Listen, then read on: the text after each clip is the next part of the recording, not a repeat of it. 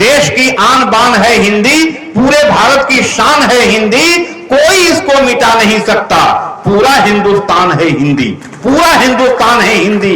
ये हिंदी के माध्यम से हम चाहते हैं कि प्रखंड विकास पदाधिकारी जो हमारी बेटी हैं, उन्होंने जो आयोजन किया, हमारा वो संविधान जिसके प्रियम्बुल में, जिसकी प्रस्तावना में कहा गया कि हम भारत के लोग भारत को एक संपूर्ण प्रभुत्व संपन्न लोकतंत्रात्मक समाजवादी धर्मनिरपेक्ष गणराज्य बनाने हेतु, अहमद साहब यहां पर बैठे हैं, अहमद साहब हैं, देखिए अहमद आजमी साहब, एक बार इनका जोरदार तालियों के साथ स्वागत करिए, जोरदार तालियों से।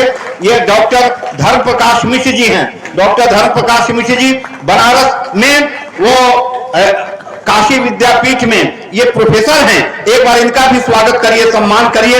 और मिर्जापुर की धरती से पूनम श्रीवास्तव जी हमारे बीच उपस्थित हैं, एक बार तालियां बजा करके उनका भी स्वागत करें। सबसे पहले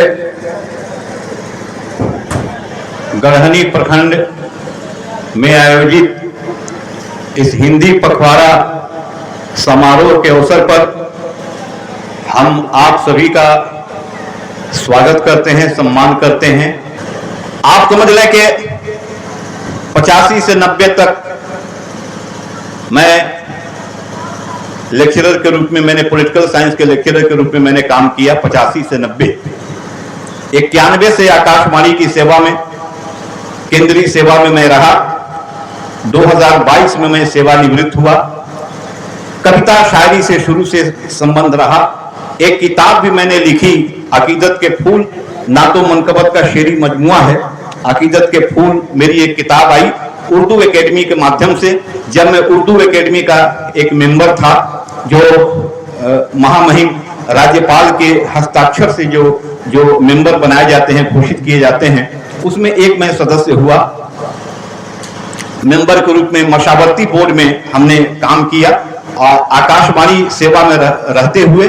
तो आप समझ लें कि आज ये आपने जो आने का अवसर दिया, हम प्रमुख जी को, उप प्रमुख जी को, बीडीसी, जितने भी सदस्यगण हैं, जितने भी शिक्षकगण हैं, जितने भी प्रखंड कर्मी हैं, और हम प्रखंड विकास पदाधिकारी जी और हमारे कार्यपालक पदाधिकारी और मुखिया जी, सभी के प्रति हम आदर सम्मान प्रकट करते हुए, और इस हिंदी पखवाड़ा समारोह को आपने एक सारस्वत समारोह बनाया है, एक ऐसा समारोह जिसमें हम हिंदी की चर्चा तो कर ही रहे हैं, क्योंकि हिंदी संपूर्ण देश को एक स्नेह सूत्र में बांधने का एक सशक्त माध्यम है।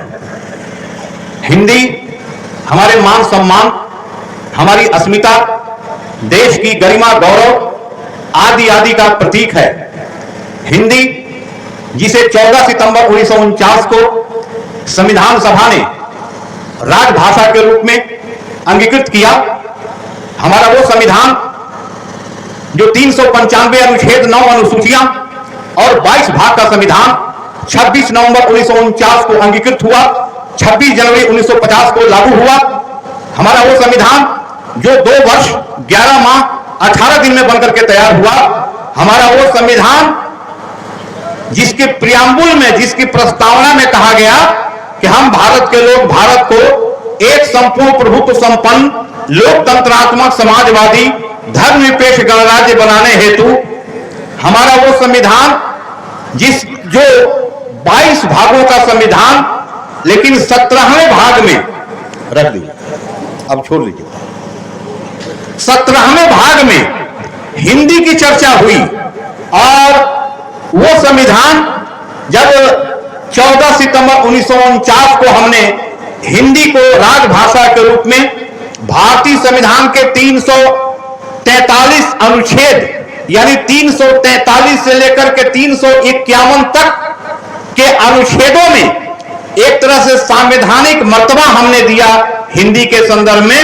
343 की उपधारा 1 में कहा गया कि हिंदी देश की राजभाषा होगी जिसकी लिपि देवनागरी होगी, और 351 अनुच्छेद के माध्यम से ये हमारे लिए आवश्यक हो जाता है कि हिंदी का एक सारस्वत समारोह हम राज्य स्तर पर, जिला स्तर पर, प्रखंड स्तर पर, शैक्षिक संस्थानों के स्तर पर, केंद्रीय स्तर पर, हम जिस स्तर पर आयोजित कर सकते हैं हम आयोजित करें। तो हम हिंदी पखवाड़ा समारोह अपने अपने ढंग से लोग मनाते हैं, कोई पखवाड़ा के तरह, कोई सप्ताह के तहत, कोई पूरा ये सितंबर माह जो है वो हिंदी को समर्पित है। और हिंदी के बारे में हमने कहा कि यह पूरे देश को एक स्नेह सूत्र में बांधने का एक सशक्त माध्यम है, जिसमें कहा गया देश की आन बान है हिंदी, पूरे भारत की शान है हिंदी, कोई इसको मिटा नहीं सकता, पूरा हिंदुस्तान है हिंदी, पूरा हिंदुस्तान है हिंदी। ये हिंदी के माध्यम से हम चाहते हैं कि प्रखंड विकास पदाधिकारी जो हमारी बेटी हैं, उन्होंने जो आयोजन किया, प्रखंड के सारे लोग, प्रमुख साहब जी, प्रमुख साहब, उप प्रमुख जी और हमारे पंचायत समिति के सभी सम्मानित सदस्यगण, बीओ साहब और अन्य भी जो पदाधिकारी हैं, हम सबके प्रति आपके सहयोग से यह आयोजन है और हम सबके प्रति श्रम प्रवर्तन पदाधिकारी जी, बीओ, बीसीओ, सबके प्रति हम आदर सम्मान प्रकट करते हैं। हम चाहते हैं कि एक बार हिंदी के सम्मान में एक बार आपकी जोरदार तालियां हो जाए, हिंदी के सम्मान में जोरदार ताली। आप देख रहे हैं हमारे मुस्लिम भाई भी अधिक तादाद में, अधिक संख्या में हमारे बीच बैठे हैं। ये हिंदी जब हम कहते हैं, एक दो बात मैं स्पष्ट कर दूं, अहमद साहब हैं, हिंदी जैसे ही हम कहते हैं तो हिंदी जो हम बोलते हैं वही हिंदी है, जो हम बोलते हैं वही उर्दू है, जो हम लिखते हैं वही हिंदी है, जो हम बोलते हैं वही उर्दू है।